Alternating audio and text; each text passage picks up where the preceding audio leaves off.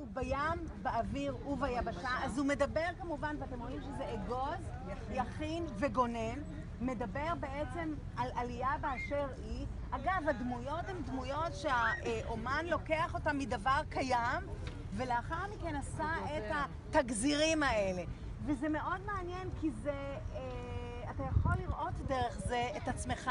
אתה יכול לראות דרך זה עוד אנשים. זאת אומרת, דווקא הבחירה שלה לעשות את זה במשחק של נגטיב ופוזיטיב, או של ריק ומלא, הוא נותן לנו איזו ראייה שגם אם אני פולניה והוא מרוקני ועלו מרוסיה ועלו, כולנו בעצם אותו דבר. זה מה שאני אוהבת בעבודה הזאת. אין פה איזה אבחון עדתי. אין פה אבחון עדתי. יש פה את כולם, וכל הדבר הזה שזה עולה כאן, יש פה, תרצו, את כל עדות ישראל. אבל זאת עלייה לארץ באשר היא, ולמעלה, כמו שאני קוראת, הפומפון של כובע הליצן הזה, יש לכם בעצם את הדורות הבאים. ויש בזה משהו בעניין הזה שזה עולה לשמיים של תקווה לאיזשהו עתיד, משהו מאוד אופטימי. ועוד דבר שנעשה פה יפה, תחשבו על הנרי מול שהמציא את זה, שעשה את הפסלים שהוא חותך בתוכם צורה, ואז דרך המפרש או דרך הדמויות, אתם רואים את הים, אתם רואים את הנוף, אתם רואים בעצם את הנמל, את כל מי שאולי יעלה דרך הקונסטרוקציה הנהדרת הזאת. עבודה מאוד יפה. ואני מניחה שבערב בטח מוארת יפה, בשביל זה אני אצטרך לבוא בערב. כן, התאורה למטה, אז זהו, אני אבוא פעם בערב במיוחד לאשדוד. עכשיו הרי דיברנו על הג'ירף בירושלים ועל המוזיקה בבאר שבע. עכשיו בואו נעלה מבאר שבע צפונה עד אשדוד, שם נחנכה בימים אלו אנדרטה לזכר מ"ג מעפילי אוניית אגוז שטבעו במצולות. והנה הכתבה של מירי קרימונובסקי.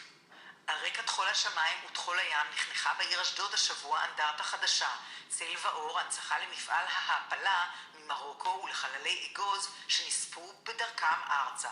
האדריכל והאומן ארי מוריס חיון, מי שאף היה מעורב בפעילות המחתרתית להבאת יוצאי צפון אפריקה לארץ, הוא שתכנן את הפסל התחול אפור.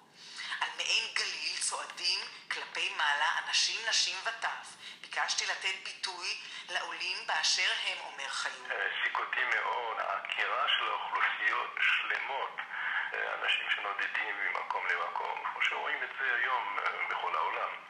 זה העסיק אותי בעבודות שלי.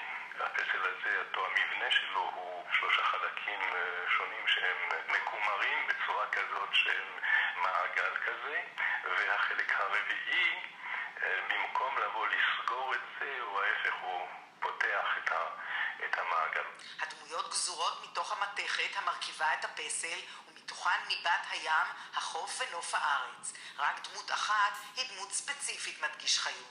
אחת הדמויות הראשונה שמתחילה את הסקוונס של כל ההתרחשות, אז הדמות הראשונה הזאת למטה למעשה דמותו של ישראל.